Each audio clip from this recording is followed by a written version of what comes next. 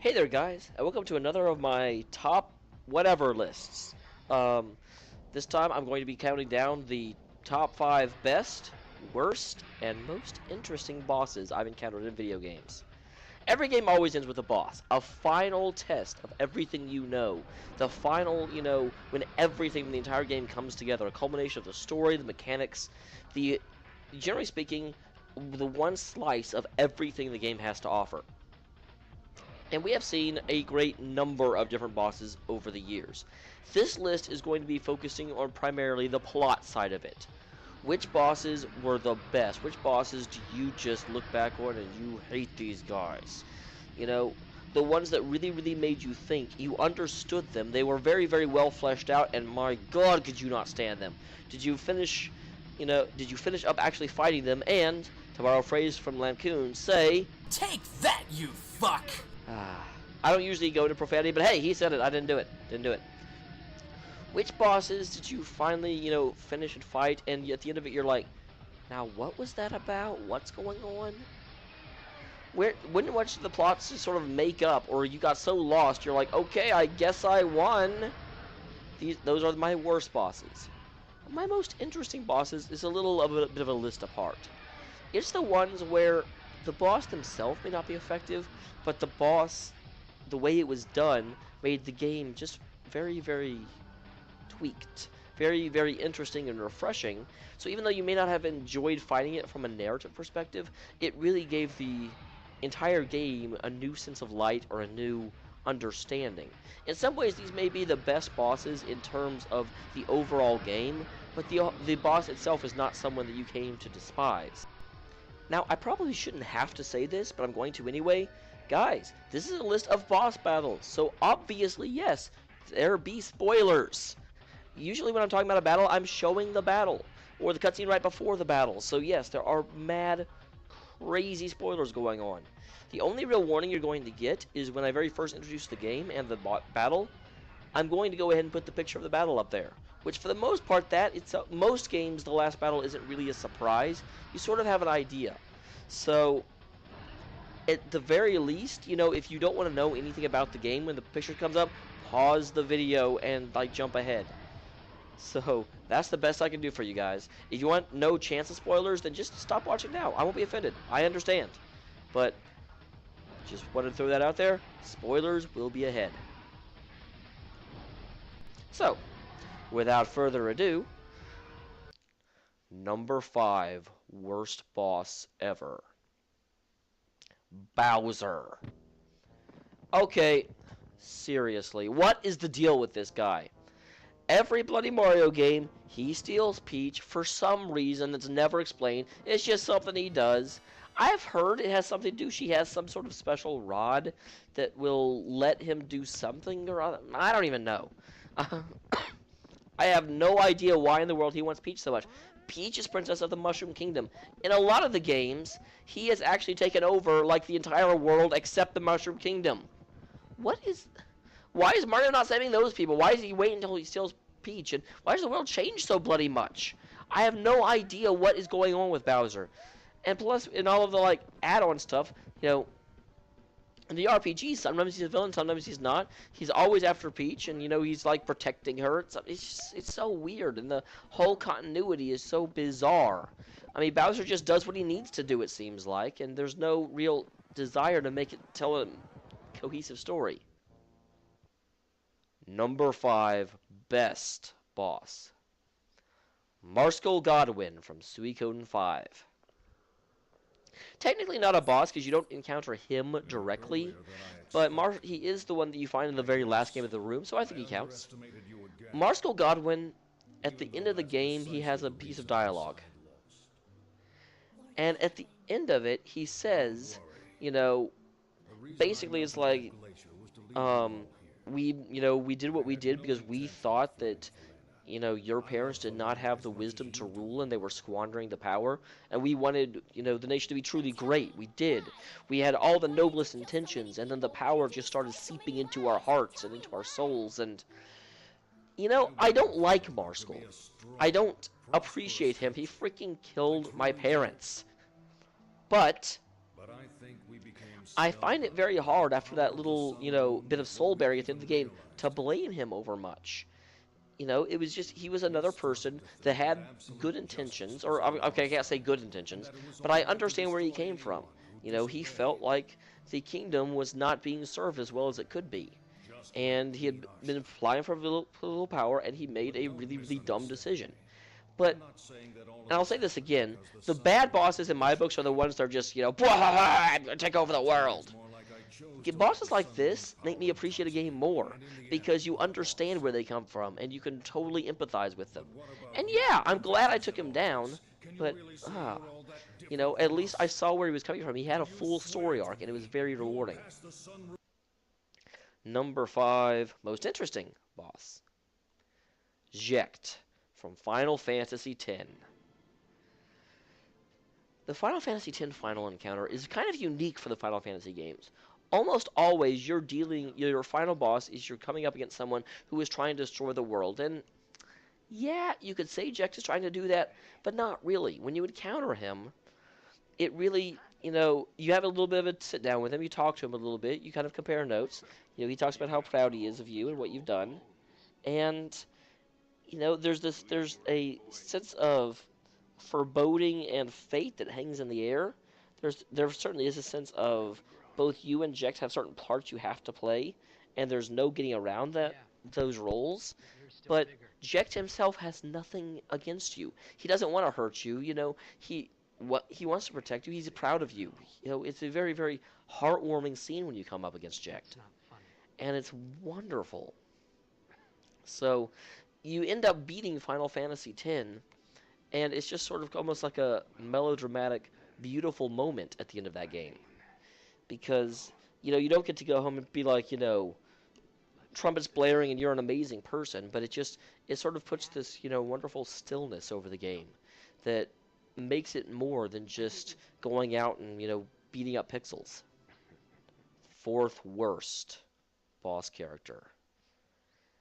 Stepping back a little bit from Final Fantasy X, it's Necron from Final Fantasy IX. Maybe some of you can tell me what I missed here. Because Necron, as far as I know, was not hinted at anywhere in the game. You go through, you fight through the whole game, you get to Kuja, for like the 8th time, you finally actually are able to fight him, you beat him up, and then he destroys the crystal and you end up at the end of time, I guess. And there's this thing here that's just like, okay, I'm going to destroy everything. Humankind is really sad, so I'm going to kill them all, that way they can't have emotions. And I mean, that's his whole, and it's just like, who is this? What? Where? What? And you beat him, but it's like there's been no time for any tension to ramp up at all. You just sort of thrust it into a second boss fight for no, it's bizarre. Ugh.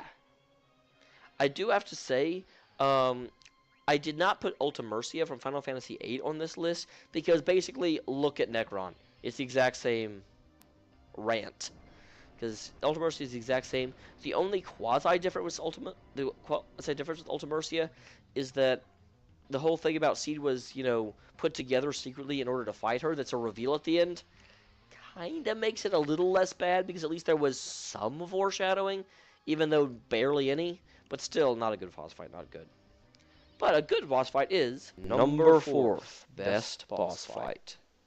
John Irenicus from Baldurs Gate 2. Sort of like with Marsko Godwin, John Irenicus, oh boy, do you hate this guy.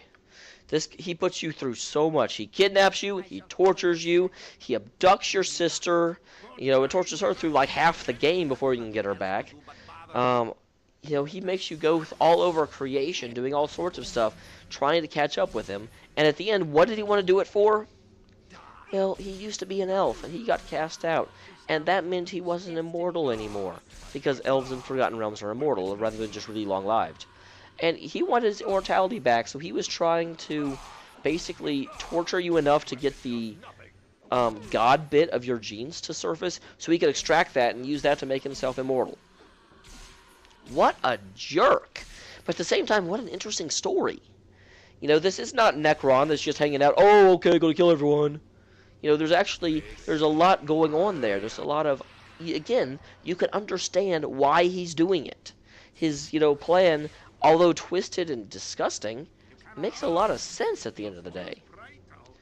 And the number 4th most interesting boss fight is from Deus Ex: Human Revolution, Hugh Darrow. This is not, again, one of the kind of weird boss fights, because it's really a talking boss fight. Depending on what you say, you either will or will not convince him to do what you want.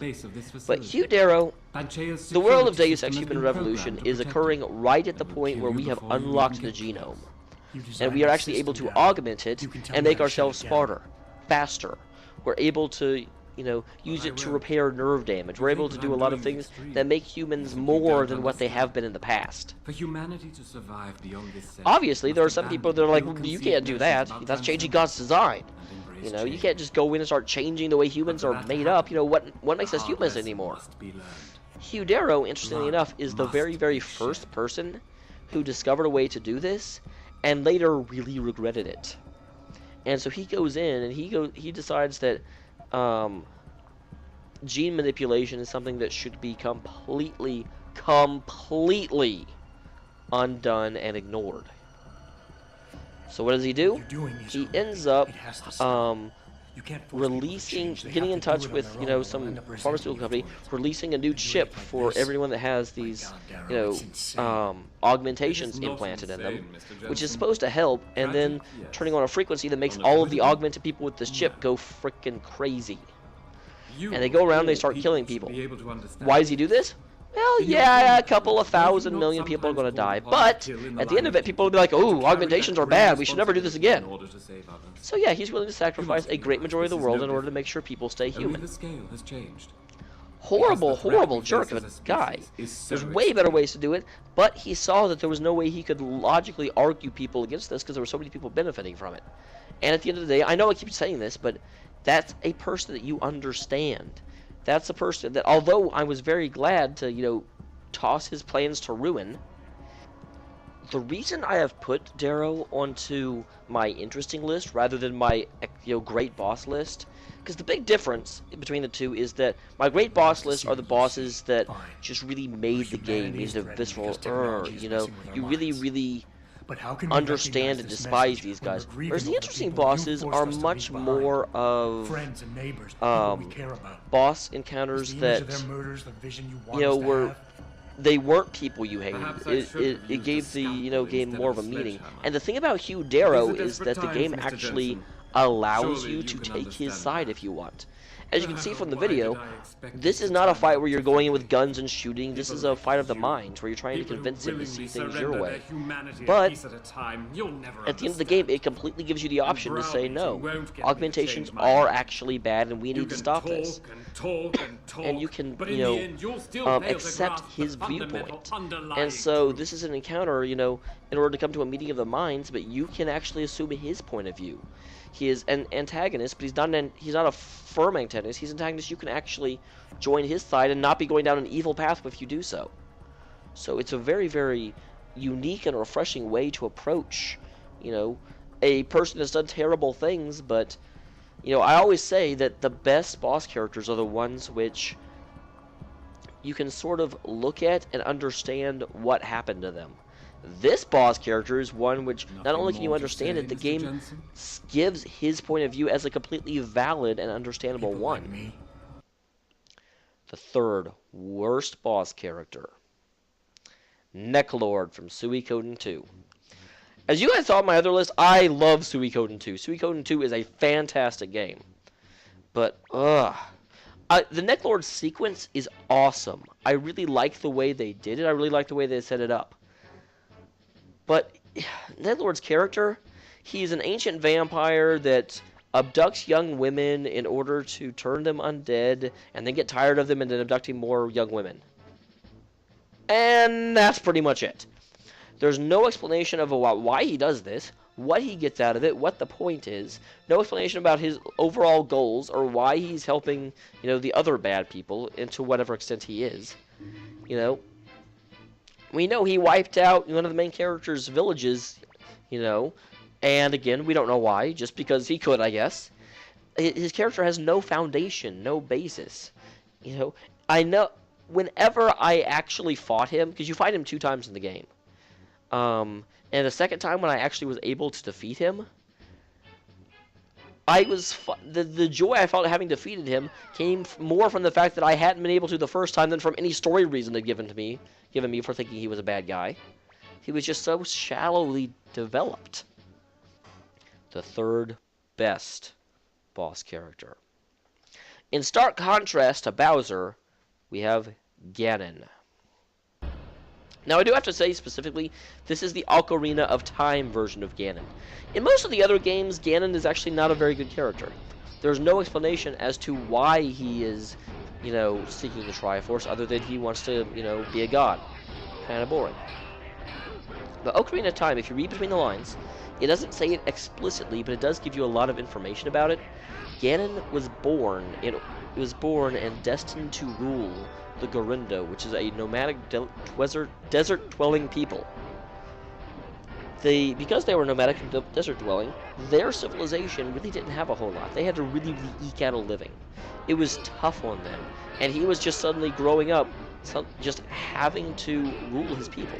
Not only rule, but he was a fated individual, someone that was only born every 1,000 years. He was expected to bring a new age of prosperity to Garindo, and he had no idea how to do it.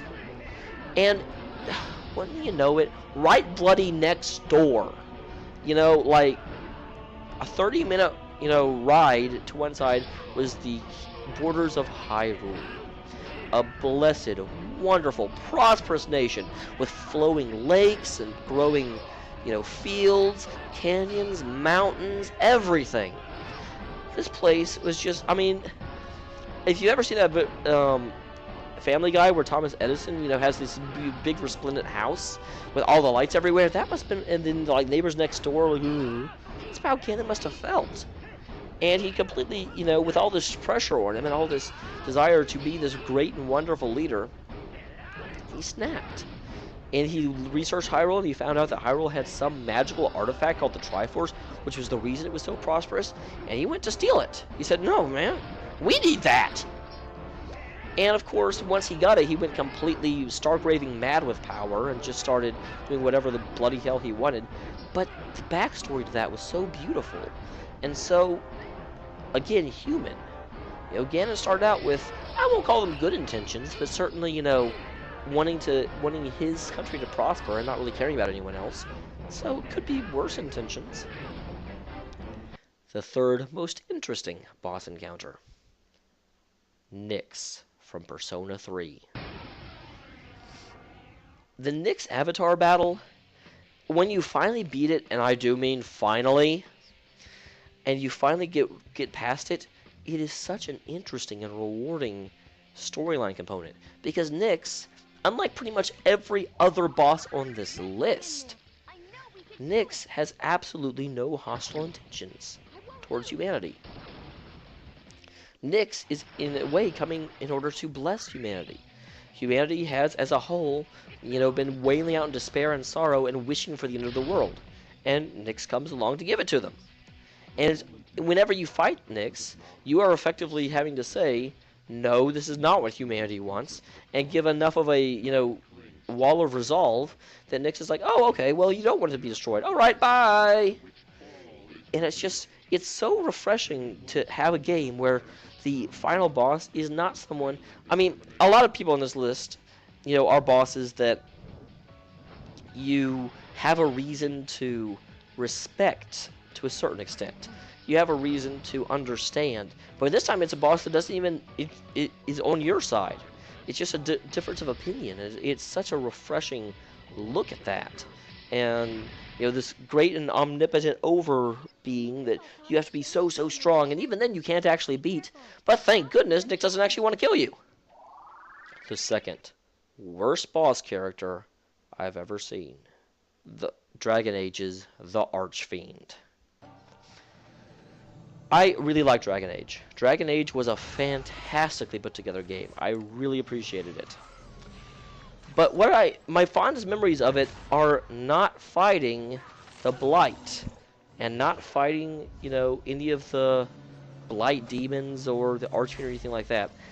Any game that has as its premise that you have a whole group of people that are just inherently bad is a game that I kind of take a step away from. I don't know that I really trust this game. To me, all the games that are worth playing are games that everyone has a logical and, rational reason in order to do what they do.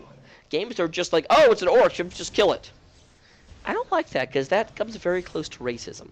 I mean, I know it's fantasy, and there's some people that are... But, I'm sorry, if you can't bother to think of a storyline reason for me to be stopping this group of people, I feel very weird about having to stop them. Now, I mean, that said, as far as we can tell in Dragon Age, yes, all of the Darkspawn do need to be killed because of what they are. And admittedly, the expansion does kind of go into why that is, but I'm going by the base game here, and by the base game, the Archfiend just shows up and attacks you because that's what it does. And that's just really depressing for me. I loved all the political intrigue parts of Dragon Age. And, I loved a lot of the going through and, when you go, especially if you play as a highborn dwarf, when you go back down into the Dwarf Kingdom and there's the political rivalry going on there, that stuff is amazing. Whenever you're going against Lorraine in the court of the king, it's, oh my gosh, such a beautiful game. But a lot of it just, oh, well, the Darkspawn are here, kill them. Second best boss character. Persona 3's Strega. Strega are such compelling characters because they are so close to the protagonists. They are people who the company who one of the protagonists works for and is actually president of by the end of the game.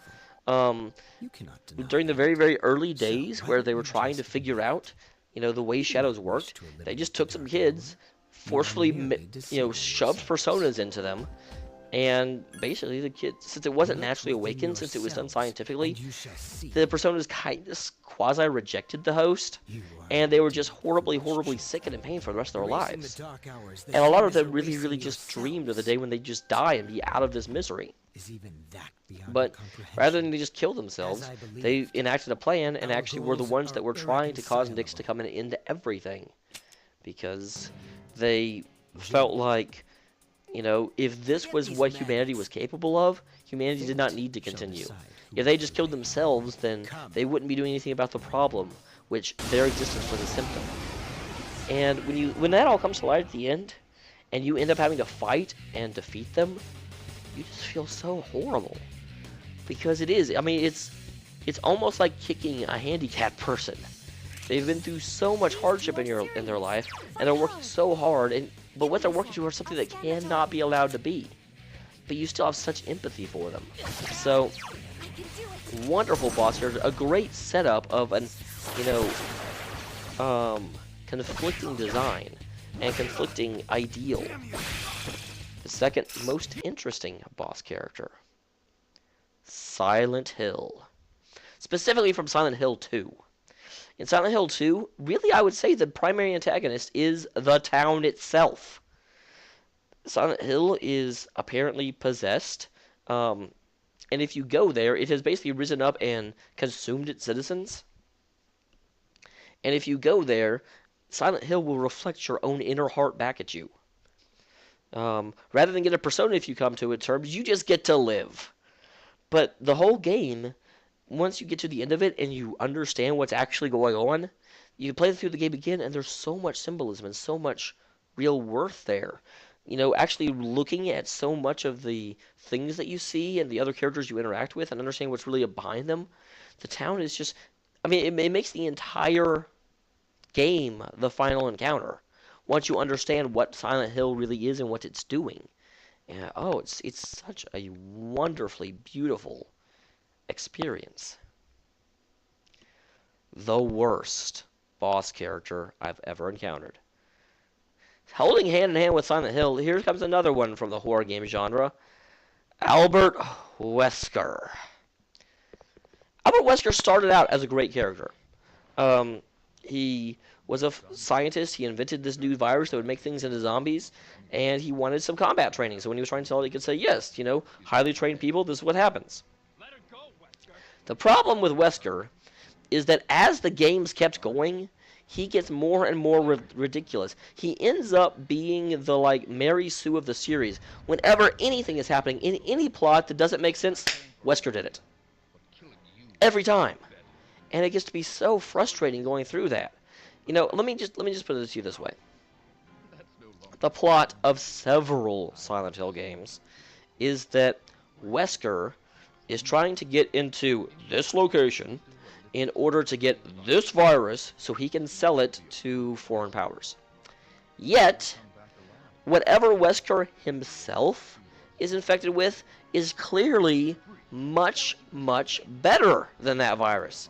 Wesker gets to retain his human shape, is indistinguishable from a human, is able to have some sort of like psionic ability and doesn't turn into some huge monster after he takes some, bullet shots. Is still able to withstand a ton of bullet shots and rockets to the face. It's... I don't know what Wesker has, but why the heck does he want these other things that cause people to turn into crazy monsters when he's got apparently freaking psionic troop thing? The best boss character. Luka Blight. Luka's backstory, when he was a young kid, his mother and him, I think, or maybe just his mother, I think it was both of them, got abducted. His mother was the queen and he was the prince, and there were some people that were attempting to steal them and hold them for ransom and get the king to give them into their demands. And Luka's father was kind of wishy-washy and didn't really know what to do and wrangled his hands and went into extended negotiations. And for several months, Luka was held captive. His mother was raped, and I think she eventually died as a result of that. And yeah, he never ever forgave his father. He also came to the conclusion, based on this experience, that you could not be an effective king by being diplomatic or talking to people reasonably. He came to the conclusion that, if he was king, his subjects would be little more than animals, and they needed to be kept on a short leash. He had to rule through intimidation and power. And so he grows up, and that's exactly what he does. He goes onto an unending war. He constantly manipulates events. He orders a squad of his own troops to dress up like the enemy and attack basically a Boy Scout patrol in order to incentivize, his people and get them into a righteous anger in order to make sure that the war, which has kind of been stagnating, can continue with a new fervor. When you fight him, he is not the final boss of the game. Although, my God, you feel like he's going to be. Instead, since he's not the actual final boss of the game, what he ends up being is like a mid-boss halfway through.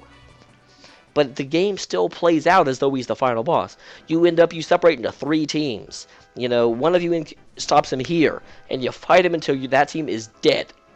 Or until you've knocked out like 40% of his hit points. Usually, he goes to team number 2.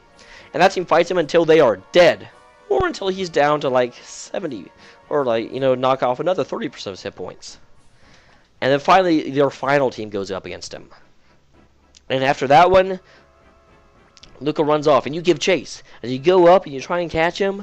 And in the end, it ends up in a mano-a-mano duel with the main character, with arrows raining down from all sides. It's amazing to watch. Oh my gosh. And his final speech is one of the best speeches, he's just there, just gloating at how much, how fearsome a creature he actually is. And then he dies, and you're like, oh, I beat the game, and then you didn't. And then the game keeps going, and at that point the game becomes really beautiful, but my gosh, of all the bosses I have ever encountered in my career of playing games, I never felt so much hatred and warped understanding for a character that I did for Luka Blight. And I was never as thrilled at having beaten someone as I was when I beat Luka Blight.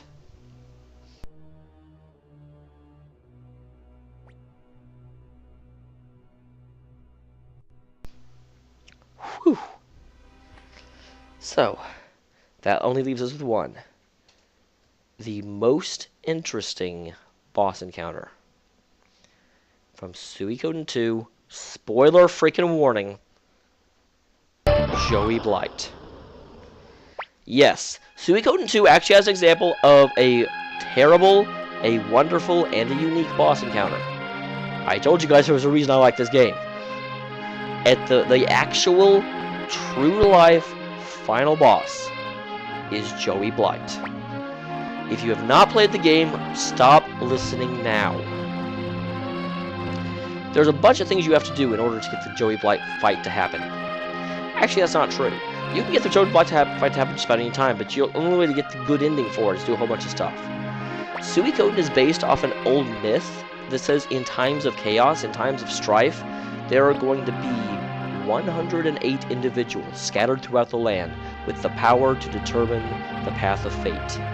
Generally speaking, the vast majority of folks are going to be in a position where they're going to fall where they do. There's 108 people who will be in a position where they can be swayed. If you go through the game and you get all 108 of them under your banner, you convince them to join your side, you can actually alter the passage of time and change the will of fate. If you do that, you go to the final confrontation with Joey, you can choose not to kill him. If you have not done that, if there's any of the 108 that are not with you, you have no choice but to kill Joey. He will die anyway. But with that one, you can save him. And there is a secret ending of the game that is hidden. And you only get if you go to a specific spot, spare Joey by getting all 108, and then you, your sister, and Joey can go across and have new adventures. And it's such a beautiful ending. It's such an ending that nobody saw coming, and the surprising happy ending to the game.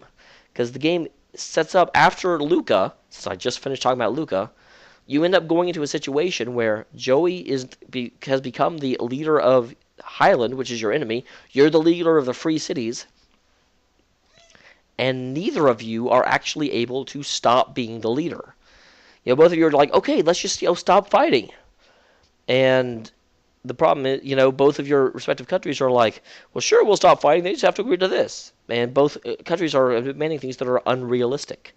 No one can just say, okay, everyone put down your swords now, because both sides have just invested too much into the war. So you've just got to keep on going. You've got to keep, fighting it and getting rid of it. So, but that is it. That is the best, worst, and most interesting boss encounters I have yet run into. If there's one that you think you should add, go ahead and put it in the comments below. Obviously, you're going to read the comments below. Spoiler warning, there will be spoilers. Quite a few of them. Thank you very much for watching this, guys, if you watched it all the way through. If you didn't watch it all the way through, then I have nothing to say to you. See you later, guys.